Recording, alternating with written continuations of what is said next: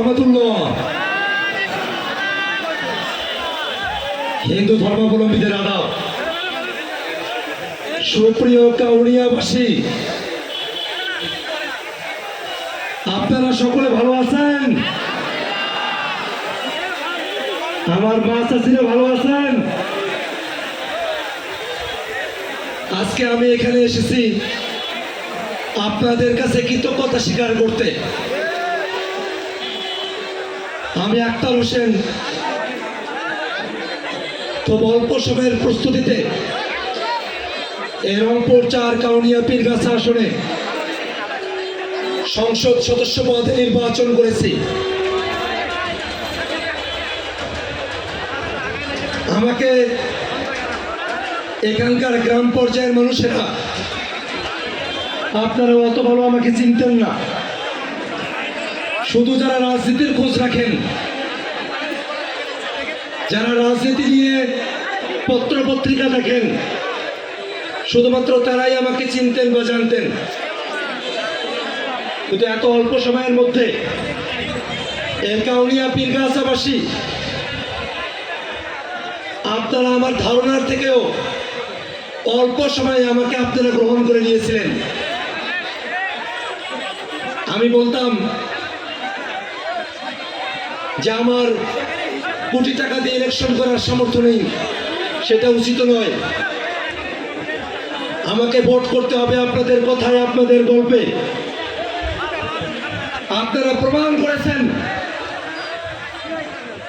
কাউনিয়া পীরগাছার আমার মা চাচি বোনেরা,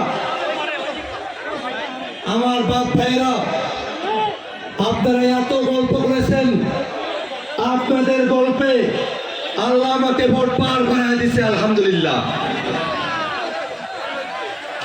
ভাইয়েরা আমার, আমরা অবহেলিত জনপদের মানুষ।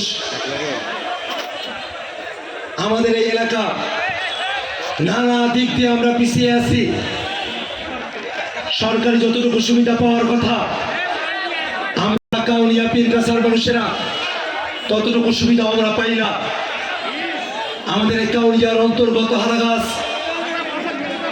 একটা শ্রম অঞ্চল হিসেবে পরিচিত, কিন্তু সেখানে শ্রমিকদের কোনো সুরক্ষা নেই, শ্রমিকদের কোনো অধিকার নেই।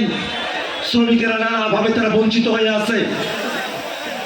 আমরা কথা দিয়েছিলাম, যদিও বিরোধী দল হিসেবে আমাদেরকে কাজ করতে হবে, তথাপিও আমাদের হারাগাছের শ্রমিকদের জন্য, তাদের সুরক্ষার জন্য আমরা আমাদের কণ্ঠস্বর জারি রাখবো।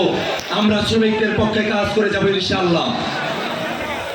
আমার এই কাউনিয়া পীরগাছা তিস্তা নদীর অববাহিকায় গড়ে ওঠা একটা জনপদ। নদী আমাদের জন্য সৌভাগ্যের বিষয় হওয়ার কথা। সেই নদীতে আমরা বৈষম্যের শিকার। শুকনো মৌসুমে আমরা পানি পাই না, বর্ষাকালে হঠাৎ ওই পানির স্রোতে আমাদের ঘর বাড়িগুলো ভেঙে যায়। আপনারা দেখেছেন